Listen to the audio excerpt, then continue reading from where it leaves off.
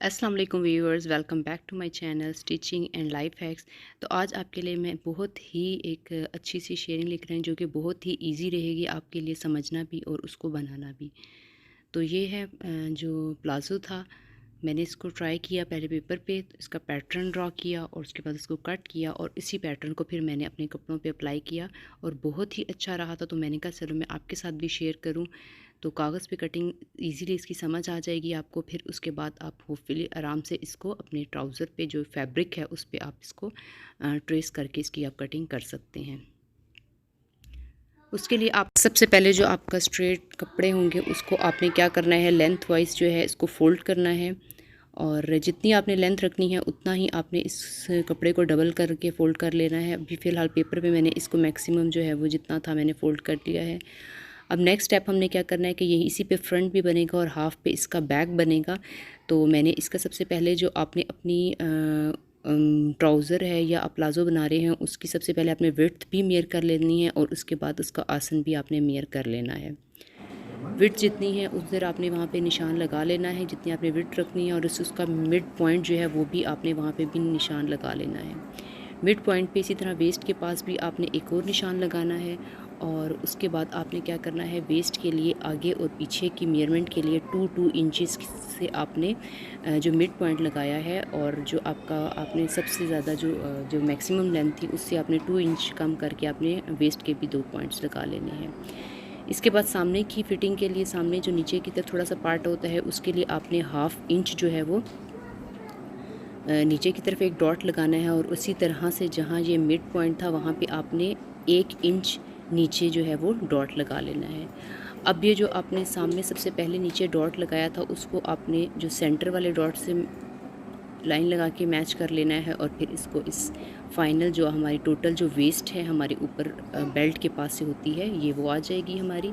और इसके बाद आपने क्या करना है कि जो हमारी सामने की जो गहराई है जो आसन की होती है ये फ्रंट की हमारी इस तरह से आ जाएगी और इस पॉइंट से लेकर हम इसकी बैक की जो है वो हम लाइन ड्रॉ करेंगे। यहाँ पे आप इसको थोड़ा सा गहरा भी कर सकते हैं, अगर नहीं भी करना चाहते तो कोई मसला नहीं, लेकिन यहाँ पे आप हाफ इंच अगर आप गहरा करना चाहें, चाहे आप उसी तरह से जिस तरह से फ्रंट की लगाई है उतना ही आप उसी तरह से भी ये दे सकते हैं, लेकिन आप इसकी थोड़ी सी शेप को डीप भी कर सकते हैं। अब हमारे पास ये सारी जो है वो मेजरमेंट्स और ये इस तरह से कुछ आ जाएगी शेप। आप देखें ये फ्रंट पे आ जाएगी वेस्ट हमारी, ये बैक पे आ जाएगी और फ्रंट और बैक का हमारा 1.5 इंच का डिफरेंस आ जाएगा, क्योंकि हमने 1 इंच जो थी मैंने सामने वाली ये वाला जो डॉट लगाया था इस पे कम किया था और 1 इंच जो था मैंने फिर जो मिड वाला डॉट है वहाँ से कम किया और फाइनल जो है बैक पे हमने पूरे का पूरा इस तरह से लेके इसको कटिंग कर देनी है।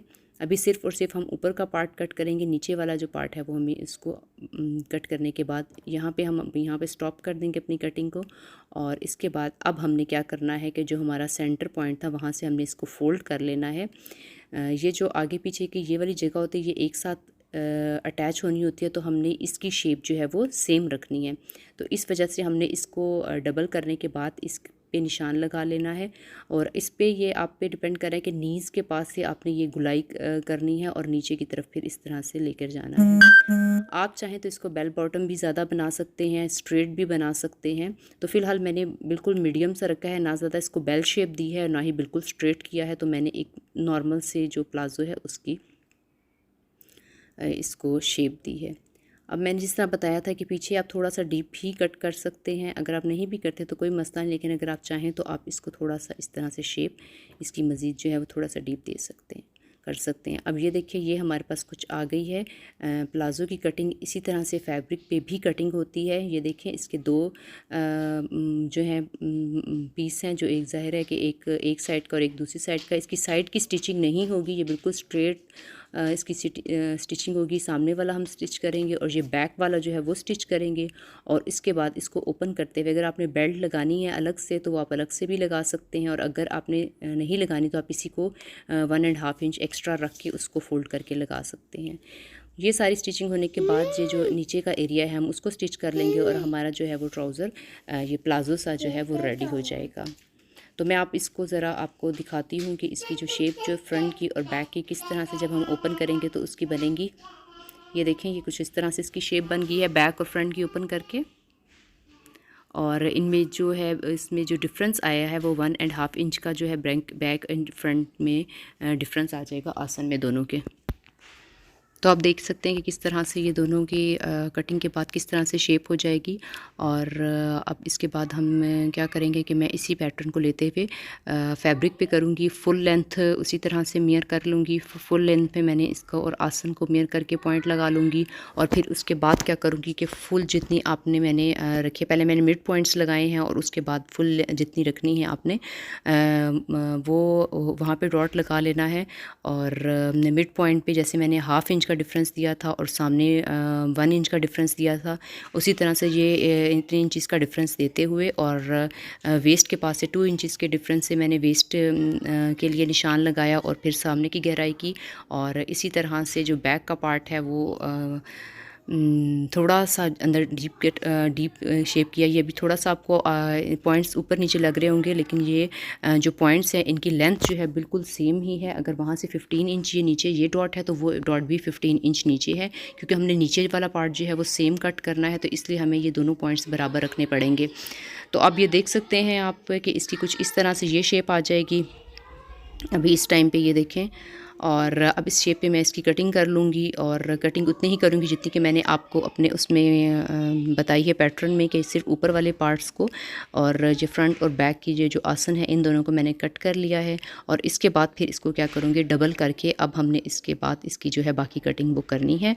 और यहाँ पर भी आप पे डिपेंड करता है कि जिस तरह मैंने आपको बताया कि नी के पास से आपने जितना नीचे बेल देना है बेल शेप दे दें। अगर आपने स्ट्रेट रखना है तो आप स्ट्रेट भी रख सकते हैं। तो यहाँ मैंने आपको दोनों शेप्स के निशान लगा के दिखा दिए हैं।